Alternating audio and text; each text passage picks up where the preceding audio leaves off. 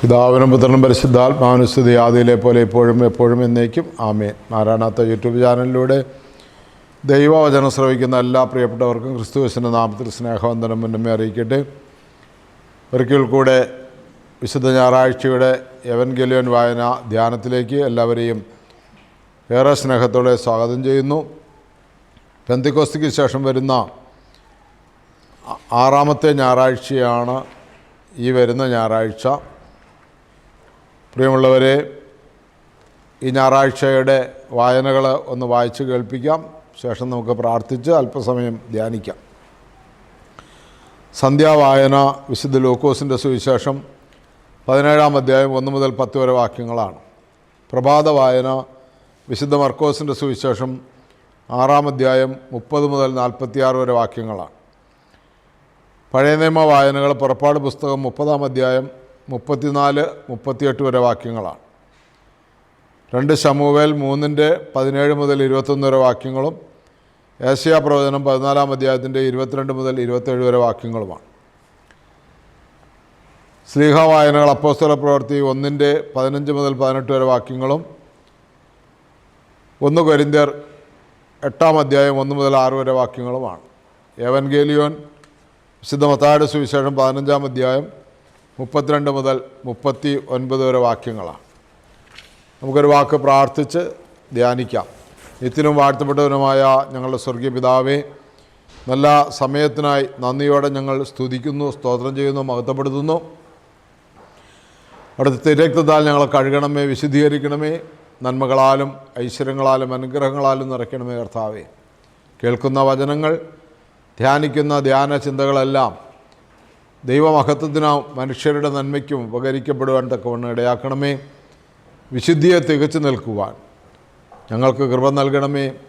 ഒരുക്കത്തോടെ ഇരിക്കുവാൻ കൃപ നൽകണമേ എന്ന് പ്രാർത്ഥിക്കുന്നു. പരിശുദ്ധ അമ്മേ, ദൈവമാതാവേ, സകല വിശുദ്ധന്മാരെ ശുദ്ധിമതികളെ പ്രാർത്ഥിക്കണമേ. യേശുവിൻ്റെ പരിശുദ്ധ നാമത്തിൽ തന്നെ ആമേൻ. ഹല്ലേലൂയ. പ്രിയമുള്ളവരെ, സന്ധ്യയുടെ വായന വിശുദ്ധ ലൂക്കോസിൻ്റെ സുവിശേഷം 17-ാം അധ്യായം 1 മുതൽ 10 വരെ വാക്യങ്ങളാണ്. അവിടെ വളരെ വ്യക്തമായി കർത്താവ് നമ്മളോട് കൽപ്പിക്കുന്നത് എങ്ങനെയാണ്? വിരുദ്ധതകൾ വരാതിരിപ്പാൻ നിവർത്തിയില്ല എന്ന്.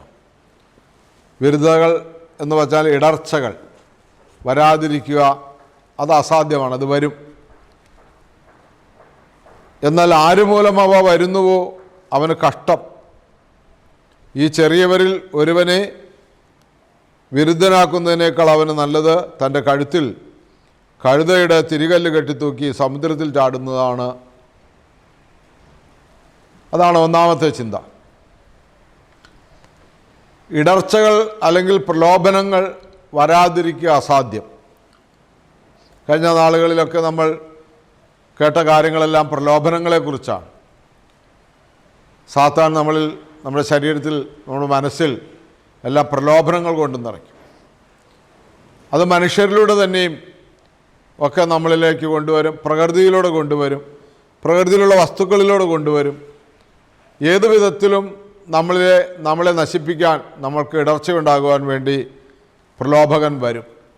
അത് തടുക്കാൻ പറ്റില്ല, അത് അസാധ്യം. വരാതിരിക്കുക എന്ന് പറയുന്നത് അസാധ്യമാണ്, വരിക തന്നെ ചെയ്യും. എന്നാൽ ആരാണോ ഈ പ്രലോഭകന് വഴങ്ങുന്നത്, മറ്റൊരാളെ തിന്മയിലേക്ക് നയിക്കാൻ തക്കവണ്ണം പ്രലോഭകനായിട്ട് ആരാണോ വരുന്നത്, അവൻ അയ്യോ ദുരിതമെന്നാണ് പറയുന്നത്. അവനെ വലിയ തിരികല്ല് കെട്ടി ആഴമുള്ള കയത്തിൽ താഴ്ത്തുക, അല്ലെങ്കിൽ അവൻ തന്നെ ചാടുക എന്ന് പറയുന്നു. ഒത്തിരി ആളുകളങ്ങനെ, ഞാൻ നേരത്തെയൊക്കെ സൂചിപ്പിച്ച പോലെ, വഴിതെറ്റിക്കുന്ന അനുഭവമുണ്ട്. ജഡിക സൗന്ദര്യത്തിൽ, വ്യഭിചാരമായ ചിന്തകളിൽ, വർത്തമാനങ്ങളിൽ, നോട്ടങ്ങളിൽ, അതുപോലെ തന്നെ മദ്യലഹരിക്ക് ഒക്കെ ആളുകളെ അടിമപ്പെടുത്തുക, ദുരുദ്ദേശത്തോടു കൂടി തന്നെ ചെയ്യുന്ന ആളുകളെന്ന് പറഞ്ഞത് ഒരിക്കലും ഒരു സമുദായത്തെ, ഒരു വിഭാഗത്തെ, ഒരു തലമുറയെ, ഒരു സമൂഹത്തെ, പ്രത്യേകിച്ച് യുവത്വങ്ങളൊക്കെ നശിപ്പിക്കുന്ന രീതിയിൽ ഉള്ള വിരുദ്ധതകൾ, ഇടർച്ചകൾ, പ്രലോഭനങ്ങൾ ഉണ്ടാക്കുന്നുണ്ട് എന്ന് നമ്മൾ കേൾക്കാൻ കഴിയും. പക്ഷേ അങ്ങനെയൊക്കെ ഉണ്ടാക്കുന്നവർക്ക് അയ്യോ വലിയ ദുരിതമെന്നാണ് യേശു പറയുന്നത്. അതുകൊണ്ട് ആ പ്രലോഭനങ്ങൾ വീഴാതിരിക്കാൻ സൂക്ഷിച്ചു കൊള്ളണമെന്നാണ് പറയുന്നത്. ആർക്കും വിരുദ്ധതയുണ്ടാക്കുന്ന ഒരു പ്രവൃത്തിയും നമ്മുടെ ഭാഗത്തുനിന്ന് ഉണ്ടാകരുതെന്ന് ഒന്നാമത്തെ ചിന്ത. രണ്ടാമത്തെ ചിന്ത ഇവിടെ പറയുന്നത്, നിൻ്റെ സഹോദരൻ തെറ്റ് ചെയ്താൽ നീ അവനെ ശാസിക്കാം, അനുതപിക്കുന്നെങ്കിൽ അവന് മാപ്പ് കൊടുക്കുക. ദിവസത്തിൽ 7 പ്രാവശ്യം അവൻ നിന്നോട് കുറ്റം ചെയ്തിട്ട് ദിവസത്തിൽ 7 പ്രാവശ്യവും നിൻ്റെ അടുക്കൽ വന്ന് അവൻ അനുതപിക്കുന്നു എന്ന് പറയുന്നുവെങ്കിൽ അവന് മാപ്പ് കൊടുക്കുക. തെറ്റ് ചെയ്യുന്നവനോട് ക്ഷമിക്കുക എന്നാണ് രണ്ടാമത്തെ ചിന്ത ഈ സന്ധ്യാവായനയിലൂടെ കർത്താവ് നമുക്ക് തരുന്നത്. തെറ്റ് ചെയ്യുന്നവനോട് ക്ഷമിക്കുക. മൂന്നാമത്തെ, അപ്പോൾ ശിഷ്യന്മാർ പറയുന്നത്, കർത്താവെ ഞങ്ങളുടെ വിശ്വാസം വർദ്ധിപ്പിക്കണം. ഇത് വിശ്വാസമില്ലാതെ ഈ കാര്യങ്ങൾ, വിശ്വാസം വർദ്ധിച്ച് വലുതാകാതെ ഈ കാര്യങ്ങളൊന്നും നടപ്പാകില്ല എന്നുള്ള അർത്ഥത്തിൽ അവർ ഞങ്ങളുടെ വിശ്വാസം വർദ്ധിപ്പിച്ച് തരണമേ എന്ന് പറയണം. അപ്പോൾ യേശു പറയുകയാണ്, നിങ്ങൾക്ക് കടുകുമണിയോളം വിശ്വാസമുണ്ടെങ്കിൽ ഈ തീർത്ഥവൃക്ഷത്തോട് വേരോടെ പറഞ്ഞ് കടലിൽ നടപ്പെടുക എന്ന് പറഞ്ഞാൽ അത് നിങ്ങളെ അനുസരിക്കും. അപ്പോൾ മൂന്നാമത്തെ നമ്മുടെ ധ്യാനം എന്ന് പറയും, നമ്മുടെ വിശ്വാസം വർദ്ധിക്കണം. ധാരാളമായി നമ്മളുടെ വിശ്വാസം വർദ്ധിക്കണമെന്ന് യേശു നമ്മളെ പഠിപ്പിക്കുകയാണ്. ഒന്ന്, ആർക്കും വിരുദ്ധത ഉണ്ടാക്കുന്ന ഒരു പ്രവൃത്തിയും നമ്മുടെ ഭാഗത്തുനിന്ന് ഉണ്ടാകരുത്. 2, തെറ്റ് ചെയ്താൽ ശാസിക്കുക. വ്യക്തിയെ അനുദപിക്കുന്നുവെങ്കിൽ അവന് മാപ്പ് കൊടുക്കുക, അത് എത്ര വട്ടമാണെങ്കിലും എന്ന് യേശു പറയുന്നു. മൂന്നാമത്തെ കാര്യം നമ്മുടെ വിശ്വാസം വർദ്ധിപ്പിക്കുക. നാലാമത്തേത് ഒരു പ്രധാനപ്പെട്ട നമ്മുടെ വ്യക്തി ജീവിതത്തിൽ നമ്മൾ ധാരാളമായിട്ട് അനുഭവിക്കുന്ന ഒരു കാര്യമാണ്. നാലാമത്തെ കാര്യം പ്രയോജനരഹിതനായ ദാസനെ പോലെ പ്രവർത്തിക്കുക എന്ന് പറയുന്നത്, ആ മനോഭാവത്തിൽ പ്രവർത്തിക്കുക എന്ന് പറയുന്നത്. എപ്പോഴും നമ്മൾ എന്തെങ്കിലുമൊക്കെ ചെയ്യുമ്പോൾ അതിൻ്റെ പ്രതിനന്ദി ആഗ്രഹിക്കുന്നവർ, നമ്മൾ ആരെ സഹായിച്ചാലും ഏത് വിധത്തിൽ നമ്മൾ പ്രവർത്തിച്ചാലും ഒരു നന്ദി നമ്മൾ ആഗ്രഹിക്കും. നമ്മൾ അതിന് പരാതി പറയുകയും ചെയ്യും. ചിലപ്പോൾ നമ്മൾ അത് കിട്ടിയില്ലെങ്കിൽ പിന്നെ നമ്മൾ ഒരിക്കലും ആ ആൾക്ക് സഹായവും ചെയ്യില്ല. ഒരു നന്ദിയില്ലാത്ത വർഗം, അല്ലെങ്കിൽ നന്ദിയില്ലാത്തൊരു മനുഷ്യൻ, ഒരു നന്ദി വാക്ക് പോലും പറഞ്ഞില്ലല്ലോ എന്ന് വേദനിക്കുന്നവരാണ്. നമ്മൾ മറ്റുള്ളവരെ സഹായിച്ചു കഴിയുമ്പോൾ നമ്മൾ വേദനിക്കുന്നവരാണെന്ന് നമ്മളെ തന്നെ തിരിച്ചറിയാൻ നമുക്ക് കഴിയുമല്ലോ. അപ്പോൾ ഇവിടെ യേശു പറയുന്നത്, നിങ്ങളിൽ ആർക്കെങ്കിലും ഉഴുകയോ ആടുകളെ മേയ്ക്കുകയോ ചെയ്യുന്ന ഒരു ദാസനുണ്ടെന്നിരിക്കട്ടെ, അവൻ വയലിൽ നിന്ന് വരുമ്പോൾ എനിക്ക് അത്താഴം ഒരുക്കുക, ഞാൻ ഭക്ഷിച്ച് കുടിക്കുവോളം അരകെട്ടി എന്നെ ശുശ്രൂഷിക്കുക, പിന്നീട് നിനക്കും ഭക്ഷണപാനീയങ്ങൾ കഴിക്കാമെന്നല്ലാതെ ഉടനെ നീ ചെന്ന് ഭക്ഷണത്തിരിക്കുക എന്ന് പറയുമോ? കൽപ്പിക്കപ്പെട്ട കാര്യങ്ങളെ പ്രവർത്തിച്ച ആ ദാസനോട് അയാൾ നന്ദി പറയുമോ? ഞാൻ വിചാരിക്കുന്നില്ല. അപ്രകാരം തന്നെ നിങ്ങളും കൽപ്പിക്കപ്പെട്ടവയെല്ലാം പ്രവർത്തിച്ച ശേഷം ഞങ്ങൾ പ്രയോജനമില്ലാത്ത ദാസന്മാരാകുന്നു. എന്തെന്നാൽ പ്രവർത്തിപ്പാൻ ചുമതലപ്പെട്ടതത്രയും ഞങ്ങൾ പ്രവർത്തിച്ചിട്ടുള്ളൂ എന്ന് പറവേ. പ്രിയമുള്ളവരെ, ഇത് നമ്മുടെ ആത്മീയ വളർച്ചയ്ക്ക് ഏറെ പ്രാധാന്യം നൽകുന്ന ഒരു വചനമാണ്. കാരണം നമ്മളിൽ തന്നെ എത്ര നമ്മൾ മറ്റുള്ളവർക്ക് നന്മ ചെയ്തിട്ട് നമ്മൾ മടുത്തിരിക്കണം, ഒരു നന്ദി കിട്ടാത്തതുകൊണ്ട് എത്ര നമ്മൾ വിഷമിച്ചിരിക്കണം. ഈ വചനം നമ്മളെ ഒത്തിരി ആശ്വസിപ്പിക്കും. കാരണം എന്താ, ഈ വചനം ഇവിടെ പറയുന്നത്, ഒരു ഭൃത്യൻ, ഒരു വേലക്കാരൻ, ഒരു യജമാനന് കാളപൂട്ടി ഒഴുകുകയോ അവരുടെ ആടുകളെ മേയ്ക്കുകയോ ചെയ്തിട്ട് അവൻ തിരികെ വന്നു കഴിയുമ്പോൾ അവനോട് നീ എന്ത് ചെയ്യുന്നോ ചോദിക്കുന്നത്, ഭക്ഷിച്ച് കുടിക്കുവോളം അത്താഴം ഒരുക്കുക, എന്നെ ശുശ്രൂഷിക്കുക എന്നല്ലേ പറയുന്നതെന്നും. എന്ന് പറഞ്ഞാൽ നീ ഇനി വിശ്രമിച്ചോ, നീ പോയി ഭക്ഷണം കഴിച്ച് വിശ്രമിച്ചോ എന്ന് പറയുമോ? അതെയോ ഇനിയും സമയമുണ്ടല്ലോ, നീ പോയി അത്താഴത്തിനുള്ള വകകളൊക്കെ ഒരുക്കുക, എന്നിട്ട് ഭക്ഷണം കഴിക്കുക എന്നല്ലേ പറയുന്നത് എന്നുള്ളതാണ് ചോദ്യം. സ്വാഭാവികമായിട്ടും നമ്മുടെ നാട്ടിൽ അങ്ങനെയൊക്കെയാണ്. പണിക്കാർ ഓരോ ഡ്യൂട്ടി വന്നു കഴിയുമ്പോൾ നമ്മൾ അടുത്ത ജോലിയാണ് പറഞ്ഞു കൊടുക്കുന്നത്, അല്ലാതെ വിശ്രമിച്ചോളാൻ നമ്മൾ പറയില്ല. ഇനി ഇവിടെ പ്രധാനമായൊരു ചോദ്യം ഇതാണ്, അങ്ങനെ അവൻ്റെ ജോലിയെല്ലാം പൂർത്തീകരിച്ച് ശേഷം അവൻ പറഞ്ഞ എല്ലാ കാര്യങ്ങളും ചെയ്തു കഴിയുമ്പോൾ അവനോട് നന്ദി പറയുമോ? യേശു തന്നെ പറയുകയാണ്, ഞാൻ വിചാരിക്കുന്നില്ല, അങ്ങനെ പൊതുവെ ആരും പറയാറില്ല. അപ്രകാരം തന്നെ നിങ്ങളും കൽപ്പിക്കപ്പെട്ടവയെല്ലാം പ്രവർത്തിച്ച ശേഷം ഞങ്ങൾ പ്രയോജനമില്ലാത്ത ദാസന്മാരാകുന്നു. എന്തെന്നാൽ പ്രവർത്തിപ്പാൻ ചുമതലപ്പെട്ടത്രേ ഞങ്ങൾ പ്രവർത്തിച്ചിട്ടുള്ളൂ എന്ന് പറയുവീൻ. പ്രിയമുള്ളവരെ, എൻ്റെ ജീവിതത്തിൽ ഒരുപാട് എന്നെ പഠിപ്പിച്ചിട്ടുള്ളൊരു വചനം, കുറേ വർഷങ്ങൾക്ക് മുമ്പ് ഞാനൊരു കുടുംബത്തിന് എൻ്റെ വിചാരം നന്നായി സഹായിച്ചു എന്നാണ്. അപ്പോൾ അവർ മറ്റുള്ളവരുടെ കയ്യിൽ നിന്ന് സഹായം കിട്ടുന്നതിനായിരിക്കാം ഞാൻ സഹായിച്ച സഹായത്തിനൊരു വിലയും കൽപ്പിക്കാതെ ഞാൻ അവരെ ചൂഷണം ചെയ്യുകയാണെന്ന് അവർ പലരോടും പറഞ്ഞു നടന്നു. എന്നെ സ്നേഹിക്കുന്ന പലരും എൻ്റെ അടുക്കൽ അങ്ങനെ വന്ന് പറഞ്ഞു, എന്തിനാണ് ഇങ്ങനെയൊക്കെ ആളുകൾക്ക് വെറുതെ സഹായിക്കുന്നത്? നമ്മൾ കഷ്ടപ്പെടുന്നു, പിന്നെ ഈ പരാതി കേൾക്കാനും ഈ നാണക്കേടുണ്ടാക്കാനുമാണ് എന്തിനെങ്ങനെയുള്ളവരെയൊക്കെ സഹായിക്കാൻ പോണെന്നുള്ള ചോദ്യം വന്നു. ഞാൻ എൻ്റെ മനസ്സിലിങ്ങനെ വലിയൊരു വേദനാജനകമായ അനുഭവമായി മാറി. പ്രിയമുള്ളവരെ, അപ്പോഴാണ് ഞാൻ ഒരു സ്ഥലത്ത് ധ്യാന പ്രസംഗത്തിന് പോകുന്നത്. അപ്പോൾ എനിക്ക് മുമ്പിൽ പ്രസംഗിച്ചുകൊണ്ടിരുന്ന ആ ധ്യാന കേന്ദ്രത്തിലെ ധ്യാനഗുരു അച്ഛൻ, ഞങ്ങളുടെ ആത്മീയ ഗുരുവാണ്, അദ്ദേഹം പറയുകയാണ്, ഭൂമി രൂപരഹിതമാണ്, അന്ധകാരപ്രദമായിരുന്നു, പരിശുദ്ധാത്മ വെള്ളത്തിൻ്റെ മീതെ പരിവർത്തിച്ചിരുന്നു. ഉൽപ്പത്തിയുടെ ആരംഭം ആ അച്ഛൻ വ്യാഖ്യാനിച്ചുകൊണ്ട് പറയുകയാണ്, ഇതുപോലെ പാഴും ശൂന്യവുമാണ് നമ്മളുടെ ജീവിതത്തിലും.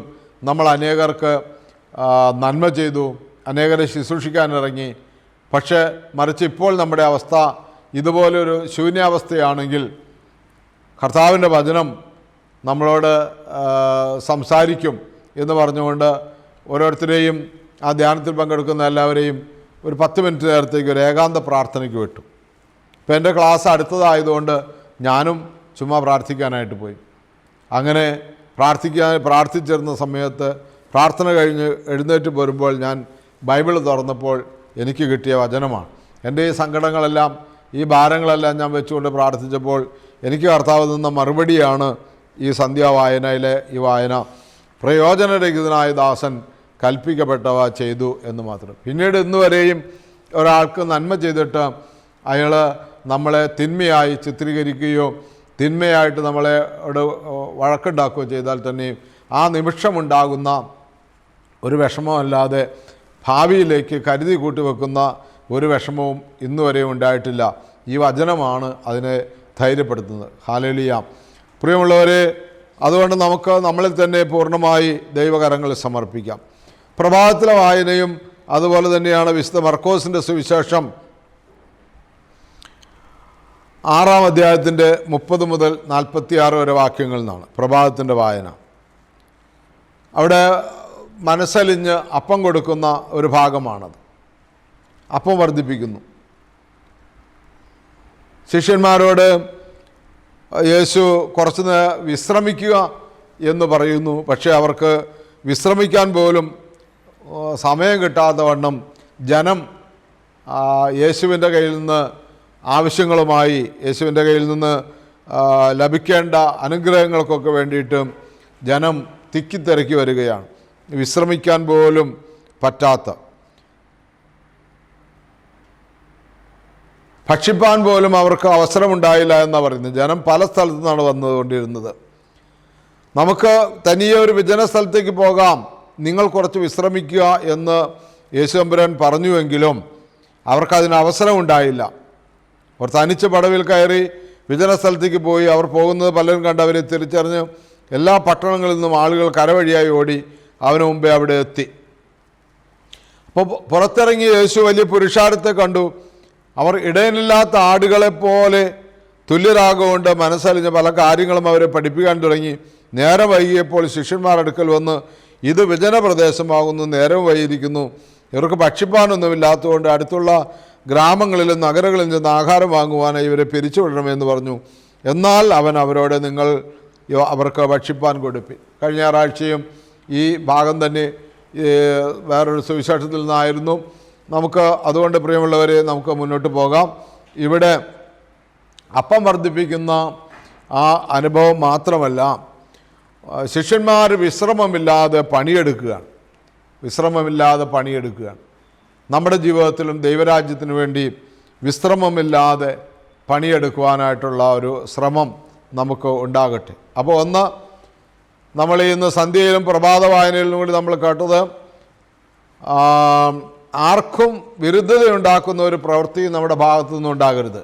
2, നമ്മുടെ സഹോദരന്മാർ തെറ്റ് ചെയ്താൽ ശാസിക്കാം, അനുതപിക്കുന്നുവെങ്കിൽ മാപ്പ് കൊടുക്കുക. വൈരാഗ്യബുദ്ധിയോടെ ദീർഘകാലം ആരും ഇരിക്കരുത്. പൗലോസ്ലീഹ പറയുന്നത് ഇങ്ങനെയാണ്, എഫേസ്യ ലേഖനം 4:26, കോപിക്കാമെന്നാൽ പാപം ചെയ്യരുത്, നിങ്ങളുടെ കോപം സൂര്യൻ അസ്തമിക്കുന്നവരെ നീണ്ടുപോകാതിരിക്കട്ടെ, സാത്താന് നിങ്ങൾ ഇടം കൊടുക്കരുത്. ഹല്ലേലൂയ. അതുകൊണ്ട് മാപ്പ് കൊടുക്കണം. വൈരാഗ്യം നിലനിൽക്കുന്ന യാതൊരു വൈരാഗ്യവും ഉണ്ടാകരുതെന്ന് യേശു പറയുന്നു. 3, ഇത്തരം പ്രവർത്തനങ്ങളൊക്കെ നമ്മൾക്ക് ചെയ്യണമെങ്കിൽ വലുതായിട്ടുള്ള വിശ്വാസം നമുക്കുണ്ടാകണം. അങ്ങനെ വലുതായിട്ടുള്ള വിശ്വാസമുണ്ടെങ്കിൽ ഈ വൃക്ഷത്തോട് കടലിൽ ചെന്ന് ചാടാൻ പറഞ്ഞാൽ അത് അവിടെ ചെന്ന് നടപ്പെടുമെന്ന് പറയുന്നു. 4, പ്രയോജനരഹിതനായ ദാസന്മാരാണെന്നുള്ള മനോഭാവത്തോടു കൂടി നമ്മൾ ദൈവിക കൽപ്പനകൾ അനുസരിച്ച് ജീവിക്കുക. 5, അത് പൂർത്തിയാകത്തക്കവണ്ണമുള്ള കർത്താവിൻ്റെ പ്രവർത്തനം പ്രഭാത വായനയിലൂടെ എന്താണ്?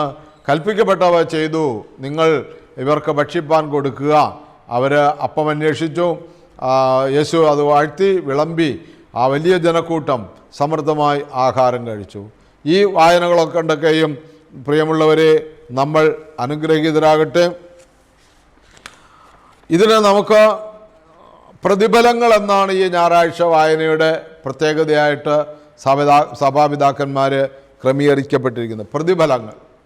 പ്രതിഫലമാണ് നമുക്ക് ഇതിലൂടെ ഇഹത്തിലും പരത്തിലും കർത്താവ് നമുക്ക് നൽകുന്നത്. തൻ്റെ ശിഷ്യന്മാർക്ക് പ്രതിഫലം, തൻ്റെ കൂടെ ചേർന്നവർക്കെല്ലാം പ്രതിഫലം, ദൈവം തരുന്ന പ്രതിഫലം പ്രതീക്ഷിച്ചുകൊണ്ട് മാത്രം ശ്രദ്ധിക്കുക.